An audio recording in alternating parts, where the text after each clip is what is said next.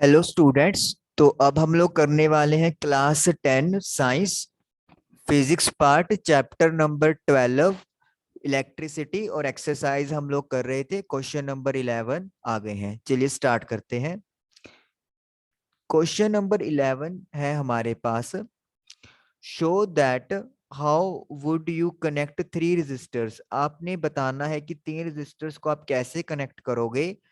Each of resistance 6 ohm, जिनमें हर resistor की resistance 6 ohm है।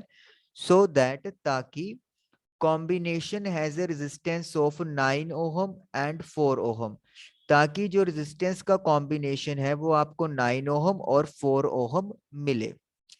चलिए व्हाइट बोर्ड पे चलते हैं। तो हमारे पास 6 ओहम के तीन रेजिस्टर्स हैं, यानी कि R1, R2 एंड R3। तीनों की वैल्यू 6 ओहम है। अब आपको कनेक्ट करना है ताकि 9 ओहम एंड 4 ओहम की वैल्यू मिल जाए। देखिए, अगर ये सीरीज में हम लोग कनेक्ट करेंगे तो सीरीज में हमें मिलेगा आंसर 6 + 6 + 6 दैट इज 18। तो यानी कि तीनों के तीनों रेजिस्टेंस तो सीरीज में नहीं लगे हुए। पैरेलल में हमें चेक करना पड़ेगा कि क्या पैरेलल में लगाने से हमें 4 ओहम की वैल्यू मिल सकती है। हमें 9 नहीं मिल पाएगा क्योंकि 9 की वैल्यू सभी से कम नहीं है, जबकि पैरेलल में हमें पता है जो इक्विवेलेंट रेजिस्टेंस निकल के आता है उसकी वैल्यू इंडिविजुअल रेजिस्टेंस से कम होती है। सो 1 + 1 + 1 3, 3/6, यानी कि 1/2 हो गया। तो आरपी की वैल्यू आपके पास आ गई है 2 ओम। तो हम लोग देख रहे हैं कि पैरेलल में लगाने पे भी हम लोगों को 4 ओम की वैल्यू नहीं मिल रही। तो इसका मतलब क्या है, यहाँ पे कॉम्बिनेशन चलेगा 2 सीरीज विद 1 पैरेलल या फिर 2 पैरेलल एंड 1 सीरीज में साथ। चलिए पहले हम लोग कोई भी दो रेजिस्टेंस पैरेलल में लगा लेते हैं। 1/6 + 1/6, तो इट विल बिकम 2/6 या फिर 1/3। तो आरपी की वैल्यू आपके पास आ गई है 3 ओहम, यानी कि दो रेजिस्टर्स को अगर आप पैरेलल में लगा लेते हो तो यू विल गेट 3 ओहम। अब अगर हम लोग इन दो पैरेलल का कॉम्बिनेशन थर्ड के साथ सीरीज में लगा दें तो आई थिंक आपको आंसर मिल गया है। 3 + 6 that is equal to 9 ohm. तो इसके लिए हमें डायग्राम कैसे बनाएंगे, तो हम लोग क्या करेंगे, दो रेजिस्टर्स को पहले तो पैरेलल में लगा देंगे।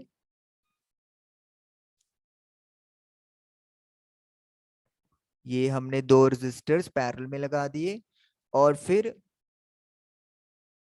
थर्ड वन के साथ सीरीज में लगाना है, लाइक दिस। तो this is 6 ohm, 6 ohm and this is your 6 ohm. तो इन दोनों का combination will give you 3 ohm और फिर ये 6 ओहम जो लगा हुआ है सीरीज में जुड़ के आपको 9 ओहम की वैल्यू दे देगा। This is suppose point A, this is point B, जहां पे आप बैटरी या सेल लगाओगे। तो हमें 9 ओहम वाला तो कॉम्बिनेशन मिल गया, 2 parallel and with series and in series with third one. चलिए नाउ अब हम लोग करेंगे 4 ओहम के लिए वैल्यू फाइंड। तो 4 ओहम के लिए अब आप क्या करेंगे, अब दो पैरेलल और उनका कॉम्बिनेशन थर्ड के साथ सीरीज में तो हमने देख लिया। अब हम लोग दो को सीरीज में लगा लेते हैं। RS is equal to 6 ohm + 6 ohm that is equal to 12 ohm. और इन दोनों का कॉम्बिनेशन थर्ड वन के साथ पैरेलल में फिक्स कर देते हैं। तो 12 और 6 का हो गया 12, सो 1 + 2, सो इट विल बिकम 3/12, तो 1/4। तो आरपी की वैल्यू आ गई है आपके पास 4 ओहम। तो आप देख सकते हो हमारा जो रिक्वायर्ड रिजल्ट था वो बिल्कुल आ चुका है। हम लोग क्या करेंगे, दो रेजिस्टर्स को तो सीरीज में लगा देंगे और इनका कॉम्बिनेशन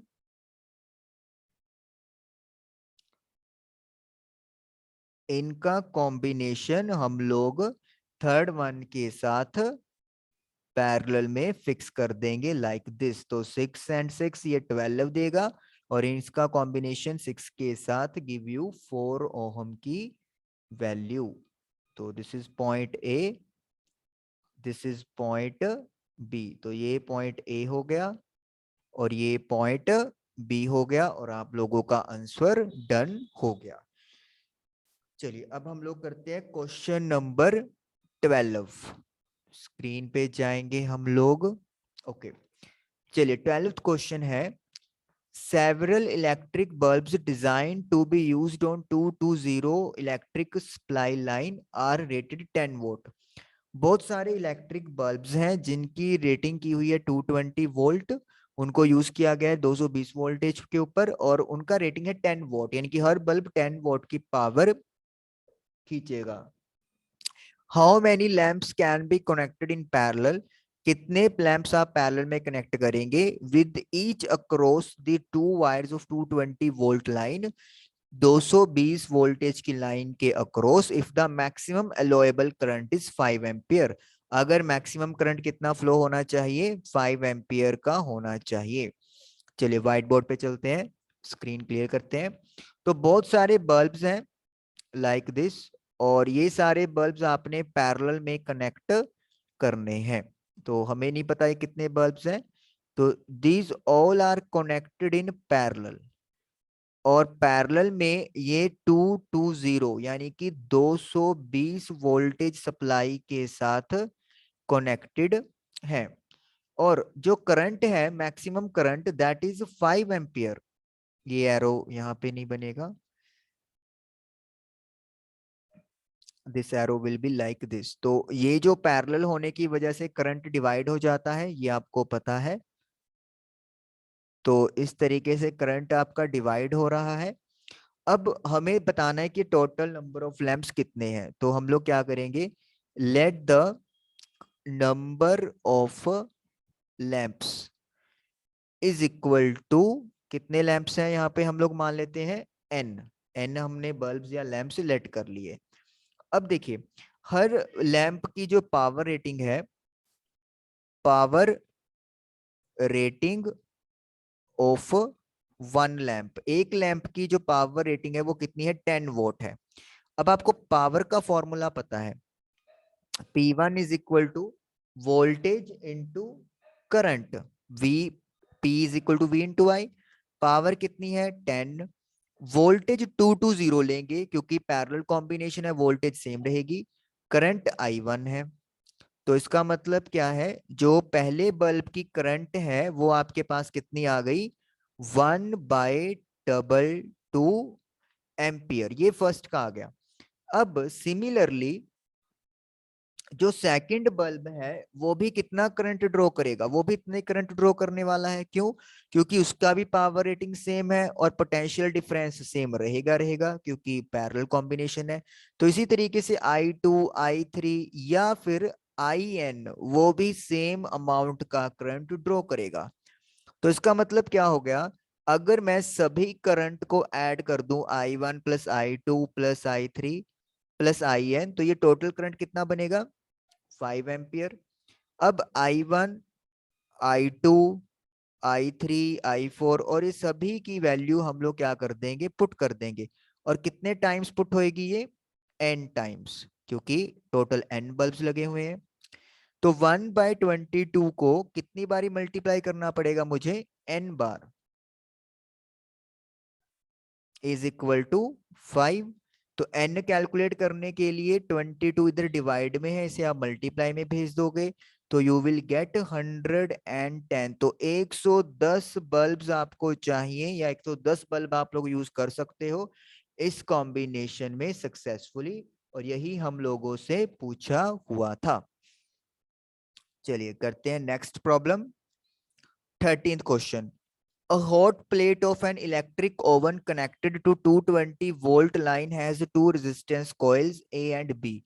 एक इलेक्ट्रिक ओवन है, उसकी जो कनेक्शन है वो 220 वोल्टेज से किया हुआ है उसके पास दो रेजिस्टेंस कॉइल्स हैं A and B, each of 24 ohm resistance, और दोनों कॉइल्स का इंडिविजुअल रेजिस्टेंस 24 ओम है, विच में बी यूज सेपरेटली, जिसे आप अलग अलग भी यूज कर सकते हो, इन सीरीज सीरीज में भी यूज कर सकते हैं, और इन पैरेलल और पैरेलल में भी यूज कर सकते हैं। What are the currents in the three cases, और तीनों केस में करंट हमें निकालना है, यानी कि जब सेपरेटली यूज किया, जब सीरीज में यूज किया, और जब आपने पैरेलल में यूज किया, तो तीनों केस में करंट की वैल्यू क्या आएगी वो हमें कैलकुलेट करनी है। चलिए स्क्रीन के ऊपर चलते हैं। तो हमारे पास इस क्वेश्चन में दो रेजिस्टेंसेस कॉइल दी हुई है, R1 एंड R2 हम लोग बोल सकते हैं, लेकिन दोनों की रेजिस्टेंस की जो वैल्यू है वो सेम है, दैट इज 24 ओम, और जो वोल्टेज है वो है हमारे पास 220 वोल्ट। तो पहला केस करेंगे जब कॉइल्स को यूज किया जा रहा है सेपरेटली। सेपरेटली का मतलब क्या है, एक टाइम पे एक कॉइल ही एक्टिवेट है।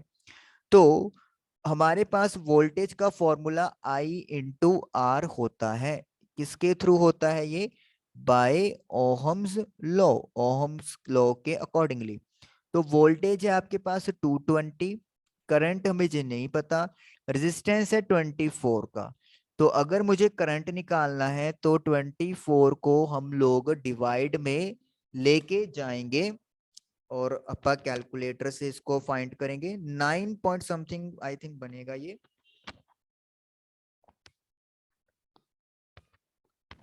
Late us check, 220 divide by 24, 9.16।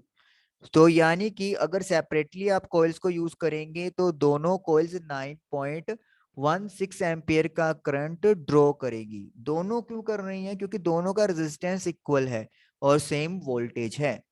Okay, अब सेकंड पार्ट है इन सीरीज। सीरीज में हमें पता है कि दोनों कॉइल्स लाइक दिस कनेक्ट हो जाएंगी। तो V is equal to I R, what is voltage 220, current नहीं पता। सीरीज में रेजिस्टेंस कैसे निकलता है, दोनों रेजिस्टेंसेस को डायरेक्टली प्लस करके। सो 24 प्लस 24, 24 में आप 24 ऐड करोगे यू विल गेट 48। तो अब करंट निकालना है तो 48 को डिवाइड में आपको भेजना पड़ेगा। सो 220 डिवाइड बाय 48, वैसे तो डायरेक्टली ही है कि 9.16 का हाफ हो जाएगा, क्योंकि रेजिस्टेंस डबल हो गया तो करंट हाफ हो जाएगा 4.58। तो यानी कि इस कॉम्बिनेशन से दोनों कॉइल्स मिलके 4.58 एम्पियर करंट ड्रॉ करेंगी। और करंट कम क्यों हो गया, क्योंकि रेजिस्टेंस ज्यादा हो गया है।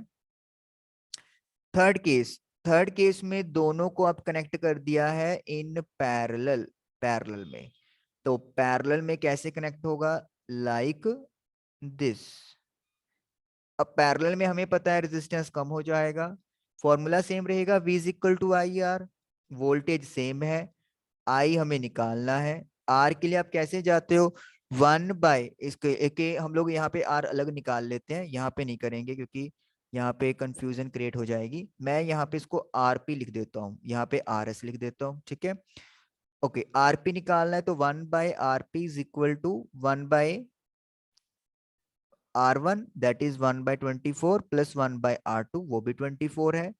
तो 2/24 इट विल बी 1/12, और यू कैन से आरपी की वैल्यू 12 ओम आ गई। रेजिस्टेंस कम हो जाता है पैरेलल में तो वही हो रहा है, रेजिस्टेंस 12 रह गया, और अगर हम लोग कहें कि हाफ रह गया तब भी ओके बात है।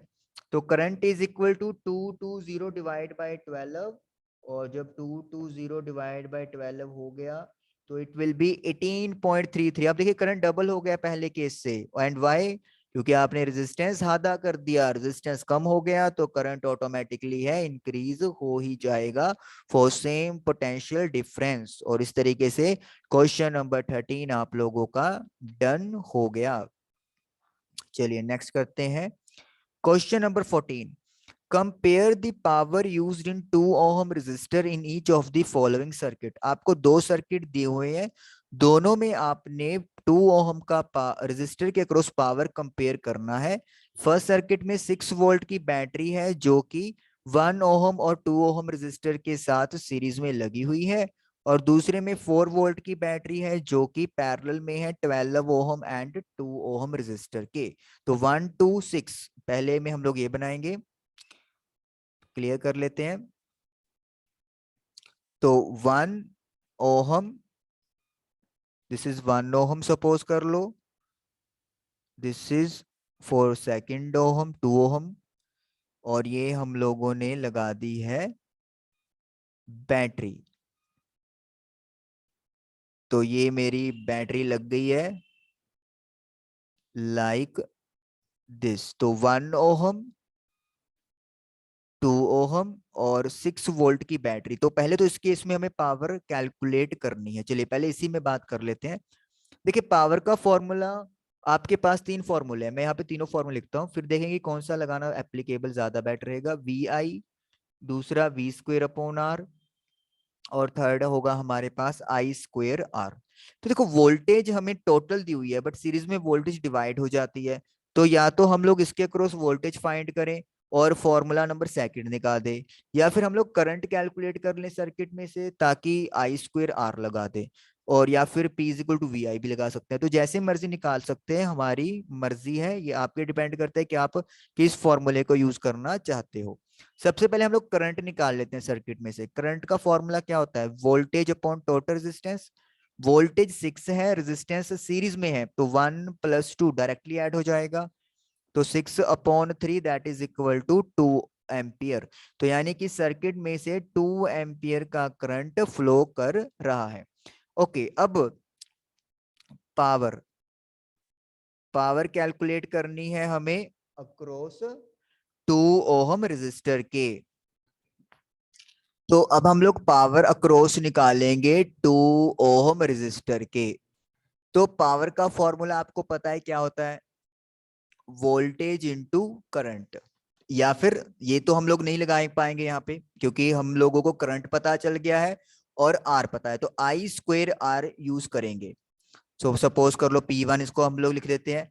तो करंट क्योंकि सीरीज है, तो सीरीज में भी 2 ओम के क्रॉस भी सेम करंट फ्लो करेगा, दैट इज 2 एम्पियर। तो 2 का स्क्वायर, और आर की वैल्यू 2 है, तो 2 का स्क्वायर 4, 4 इंटू 2 8, तो 8 वॉट पावर आ गई है 2 ओहम रेजिस्टर के अक्रॉस। तो यानी कि पहले केस में तो पावर मिल गई है हमें 8 वॉट। अब चलते हैं दूसरे सर्किट की तरफ, चलिए क्लियर कर लेते हैं स्क्रीन को हम लोग। दूसरे सर्किट में हमें क्या बनाना है, 2 रेजिस्टर्स लगे हुए हैं पैरेलल में, और एक लगी हुई है इनके साथ पैरेलल में ही बैटरी या सेल। चलिए ये हो गया फर्स्ट, ये हो गया सेकंड, और ये हो गया थर्ड, और ये हो गया दिस। तो रेजिस्टर बनाएंगे में हम लोग, this is first, this is second, और ये हमारे पास बैटरी। चलिए पहले चलते हैं हम लोग, देखते हैं कि वैल्यूज क्या क्या थी। तो हमारे पास 12 ओहम और 2 ओहम है और 4 वोल्ट बैटरी है। तो 12 टू 4, 12 2 एंड 4 वोल्ट। चलिए तो इसके क्रॉस हमें फाइंड करनी है व्हाट, पावर। अब यहाँ पे ये बड़ा इजी है, क्यों इजी है, क्योंकि अब हमें पता है कि पैरेलल में वोल्टेज सेम रहती है, तो जो पावर होगी अक्रॉस 2 ओहम, तो हम लोग कौन सा फॉर्मूला यूज कर लेंगे, V square divide by R. Voltage कितनी है 4, तो 4 का स्क्वायर, और आर की वैल्यू है 2, तो 16 divide by 2 that is 8 volt. तो हम लोग क्या देख रहे हैं कि पावर 1 फर्स्ट केस में भी 8 वोल्ट थी, और पावर 2 भी 8 वॉट की थी। तो इसका मतलब जब हम लोग इसको डिवाइड करेंगे P1/P2, तो 8/8 इज इक्वल टू 1 आ जाएगा। रेशो सेम है तो इसीलिए कोई यूनिट नहीं लगेगी, तो 1 विल बी द आंसर। चलिए अब करते हैं हम लोग नेक्स्ट क्वेश्चन। तो क्वेश्चन नंबर 15, ओके चलिए क्वेश्चन नंबर 15 देखिए, यहाँ पे तो हमारे पास इधर ही स्पेस है, यहीं पे यूज कर लेंगे हम लोग। Two lamps, one rated 100 watt at 220 volt and other 60 watt at 220 volt। दो बल्ब्स हैं, एक की रेटिंग 100 वोट 220 वोल्टेज है, और दूसरे की पावर 60 वोट 220 वोल्टेज है। Are connected in parallel to electric main supply, और ये हमने पैरेलल में कनेक्ट किए हुए हैं। What current is drawn from the line if the supply voltage is 2 to 0? तो हमें करंट पता करना है कितना होएगा अगर सप्लाई वोल्टेज 220 हो। तो ये सपोज कर ले फर्स्ट बल्ब है, ये सपोज कर लेते हैं सेकंड बल्ब है, पैरेलल में कनेक्ट कर दिया है, और जो बैटरी या सेल है वो 220 220 वोल्टेज है। तो फर्स्ट बल्ब की जो पावर रेटिंग है वो 100 वोल्ट है, सेकंड की 60 वोल्ट है, और 220 वोल्ट पे हमने इनको कनेक्ट किया हुआ है। करंट हमें पता करना है। सपोज कर लेते हैं हमारा जो करंट है वो आई था, लेकिन बाद में दो हिस्सों में वो डिवाइड हो गया, I1 एंड I2। तो पहले हम लोग करंट I1 निकालेंगे। अब आपको पता है पावर का फॉर्मूला क्या होता है, वोल्टेज इंटू करंट होता है, V इंटू आई। तो I के लिए P अपॉन V निकालेंगे। व्हाट इज द पावर, तो फर्स्ट केस में what is the power 60 volt, और वोल्टेज कितना है 220, तो 3/11 that is equal to 0 point, या फिर हम उसको डिवाइड ना करें तो ज्यादा बेटर है क्योंकि हमें टोटल करंट निकालना है। तो 3/11 ampere. Now let us find out I2 100 volt से, तो वोल्टेज तो सेम रहेगी, पावर 100 वोल्ट है upon 220, so it will be 5/11 ampere.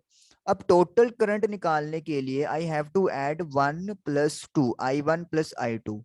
तो I1 की वैल्यू 3/11 है और I2 की वैल्यू 5/11 है।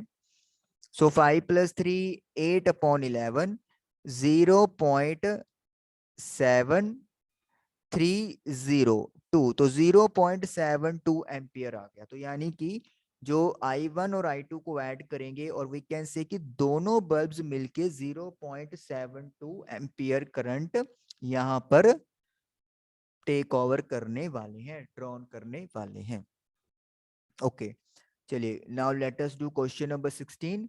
Which uses more energy, 250 volt TV set in 1 hour और 1200 watt toaster in 10 minutes?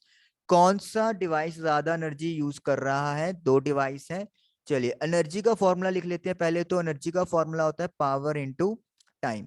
First हम लोग कैलकुलेट करते हैं टीवी सेट के लिए। What is the power 250 vote, हम लोग किलो वोट आवर में कंपेयर करेंगे, तो वोट के किलो वोट बना लो 1000 से डिवाइड करके। आवर कितना टाइम है आवर में, 1 आवर ही है, तो I will get 0.25 kilo watt hour. तो 0.25 किलो वॉट आवर हमारे पास टीवी की एनर्जी आ गई। नाउ अब हम लोग बात करेंगे टोस्टर की। तो टोस्टर के लिए what is the power, 1200 vote, what के किलो वॉट बना लो, और कितना टाइम है 10 मिनट्स, मिनट्स के आर बनाने के लिए डिवाइड बाय 60 करना पड़ेगा। 1 2 3 1 2 3, सो आई विल गेट 1/5। 1/5 का मतलब है 0.2 किलो वॉट आवर, और यू कैन से 0.20 भी हम लोग लिख सकते हैं।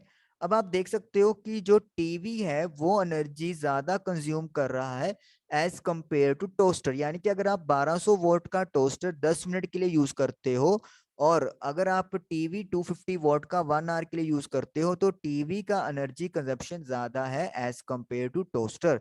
तो हम लोग यहाँ पे क्या लिख देंगे, हम लोग लिख देंगे TV set uses more energy. तो ज्यादा एनर्जी कौन यूज कर रहा है, टीवी सेट यूज कर रहा है। Okay, question number 17। An electric heater of resistance 8 ohm, resistance आपको दे दिया है 8 ओहम, आर की value, draws a current of 15 ampere, 15 ampere का करंट ड्रॉ किया जा रहा है from service main 2 hour, 2 hours में 2 घंटों में इतना करंट इतना रेजिस्टेंस ड्रॉ हो रहा है। Calculate the rate at which heat is developed, heat का रेटिंग यानी कि heat divide by time. Heat का formula you know I² RT होता है, तो डिवाइड बाय टी, टी से टी तो कैंसिल ही हो गया, तो I² R हमें इनडायरेक्टली निकालना है। तो I² मतलब करंट का स्क्वायर 15 का स्क्वायर और R है आपके पास 8, सो 225 मल्टीप्लाई बाय 8 दैट इज 1800। सो 1800 यहाँ पर आपका आंसर आ जाएगा जूल, क्योंकि ये वर्क डन अपॉन टाइम है, तो ये sorry not joule, it will be power, ये पावर आएगा आपका एक तरह से, तो वोट आ गया यहाँ पे, तो 1800 vote will be the answer. तो इस तरीके से हमारा ये डन हो गया। ओके, 18th क्वेश्चन एक्सप्लेन करना है, अब न्यूमेरिकल नहीं है, अब कुछ क्वेश्चंस है हमें।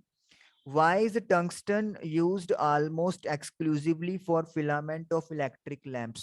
आप इलेक्ट्रिक लैंप्स के फिलामेंट बनाने के लिए टंगस्टन को यूज क्यों करते हो? क्यों यूज करते हैं? क्योंकि टंगस्टन एक ऐसा मेटल है जिसका मेल्टिंग पॉइंट वेरी हाई होता है। कितना होता है? 3380 डिग्री। तो इतने हाई टेम्परेचर पे वो मेल्ट होगा और हमारा बल्ब कंटिन्यूसली गर्म होना है, तो इसीलिए अगर उसका मेल्टिंग पॉइंट कम हुआ तो वो फिलामेंट जल्दी आपका खराब हो जाएगा, तो इसीलिए वो इजीली मेल्ट ना हो, we use tungsten metal. Why are the conductors of heating devices such as bread toaster and electric irons made of alloy rather than a pure metal? आपकी इलेक्ट्रिक हीटिंग डिवाइसेस के जो conductor होते हैं, जैसे कि bread toaster हो गया या इलेक्ट्रिक आयरन हो गया, वो एलॉय के होते हैं, प्योर मेटल के नहीं होते। क्यों नहीं होते? क्योंकि एलॉयज की रेजिस्टिविटी ज्यादा है, तो वो ज्यादा हीटिंग इफेक्ट प्रोड्यूस करेगा। और अगर आपको याद हो, हमने एक पॉइंट मेन डिस्कस किया हुआ है कि जो एलॉयज होते हैं वो इजीली बर्न आउट या ऑक्सीडाइज नहीं होते, तो इसीलिए हम लोगों को हीटिंग डिवाइसेस में एलॉयज यूज करने पड़ते हैं। Why is series arrangement not used for domestic circuits? Series arrangement हम लोग क्यों यूज नहीं करते डोमेस्टिक घर वाले सर्किट्स में? क्यों? If one device will not work, अगर एक भी डिवाइस काम नहीं करेगा, then whole of the circuit will not work, तो पूरे का पूरा सर्किट ही काम नहीं करेगा। एक तो ये रीजन हो गया। सेकंड हम लोग ये लिख देंगे, overall resistance in connection in series arrangement will increase the resistance. अगर हम लोग सीरीज कनेक्शन करते हैं तो ओवरऑल रेजिस्टेंस बढ़ जाता है, which will eventually decrease the current in this circuit, जो सर्किट में करंट की वैल्यू कम कर देगा। तो ये दो वजह से हम लोग सीरीज अरेंजमेंट में सर्किट यूज नहीं करते। वैसे एक और भी आप लिख सकते हो कि we use different devices which require same voltage. हम लोग ऐसे डिवाइस यूज करते हैं जिनका वोल्टेज या पोटेंशियल डिफरेंस सेम होना चाहिए, but and their current requirement is different, और उनकी करंट रिक्वायरमेंट अलग होती है, which is not possible in series arrangement. वो सीरीज अरेंजमेंट में पॉसिबल नहीं है, क्योंकि सीरीज में करंट रिमेन्स द सेम, तो वो सिर्फ पैरेलल कॉम्बिनेशन में ही पॉसिबल हो सकता है। Okay, how does the resistance of a wire very with its area of cross section? Area of cross section से रेजिस्टेंस किस तरीके से चेंज होता है? बहुत ही आसान है। रेजिस्टेंस का फॉर्मूला आपको पता है, रो एल बाय ए। तो हम लोग क्या देख रहे हैं? Resistance is inversely proportional to area, यानी कि अगर थिकनेस या फिर area of cross section increase होगा तो रेजिस्टेंस जो है वायर का वो डिक्रीज हो जाएगा। तो हम लोग क्या कह सकते हैं कि if the thickness of the wire increases then resistance of the wire will decrease, और साथ ही अगर एरिया कम हो जाएगा, वायर थिन हो जाएगी, तो resistance will increase. Why are copper and aluminium wires usually employed for electricity transmission? Electricity के transmission के लिए कॉपर और एल्यूमिनियम वायर्स का आमतौर पे यूज क्यों किया जाता है? Because they are very good conductor of electricity, their electrical resistivity is low. इनकी इलेक्ट्रिकल रेजिस्टिविटी बहुत कम होती है। रेजिस्टिविटी कम है तो उसका मतलब कंडक्टिविटी हाई होगी, लॉसेस कम होंगे, और वो इलेक्ट्रिसिटी का ट्रांसमिशन बहुत अच्छे तरीके से करेंगे। That is why copper and aluminium are used for electricity transmission. तो इस तरीके से आपका क्वेश्चन नंबर 18 भी डन हुआ और चैप्टर भी कंप्लीट हो गया। आई होप आप लोग को चैप्टर समझ में आया होगा। Thank you for watching the video.